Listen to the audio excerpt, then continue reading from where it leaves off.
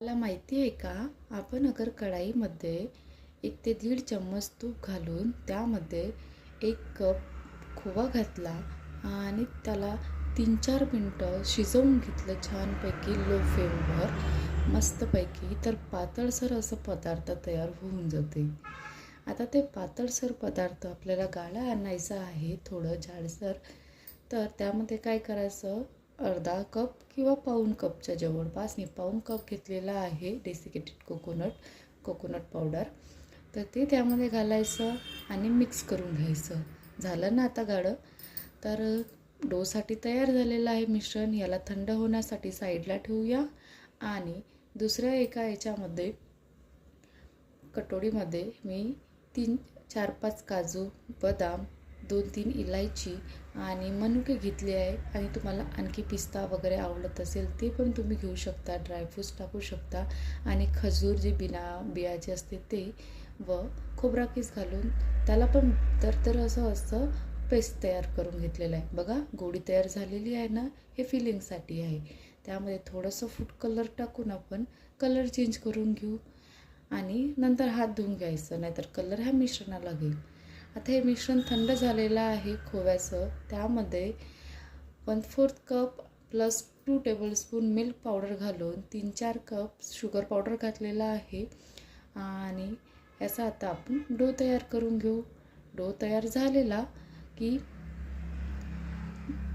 बघा अशा प्रकारे डो तयार झालेला आहे. आता हाताला थोडं तूप लावून घ्यायचं आणि ड्रायफ्रूटचं जे मिश्रण होतं त्याचे छोटे छोटे बॉल्स तयार करून घ्यायचे.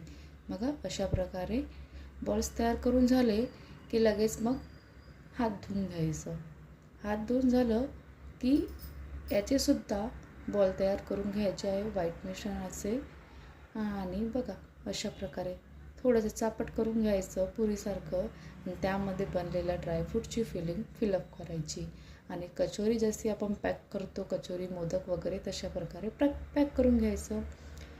बघा असं गोल गोल घेतलं, छानपैकी फिलअप केलं की थोडं गोल करायचं आणि हाताने थोडं प्रेस करून चापट करून घ्यायचं.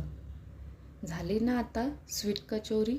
बघा आणखी तुम्हाला एक करून दाखवते मी.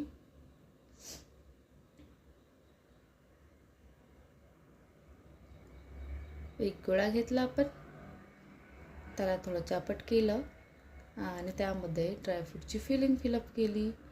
अशा प्रकारे पॅक करून घेतला. आतमध्ये पुरणपोळीसारखं गोल गोल केलं आणि थोडं चापट करून प्रेस करून घेतलं आणि सर्कलसारखं घुमवून घेतलं चक्क्यासारखं.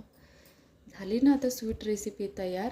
तुम्हाला ड्रायफ्रूट्सने गार्निशिंग करायचे असेल त्याच्याने करा, नाही तर सिल्वर पेपरने करा, सिल्वर वर्कनी, नाहीतर अशी खा. खूप छान लागते. कशी वाटली रेसिपी आजची? स्वीट कचोरी पण म्हणू शकता किंवा तुम्हाला जे आवडत असेल ते म्हणू शकता.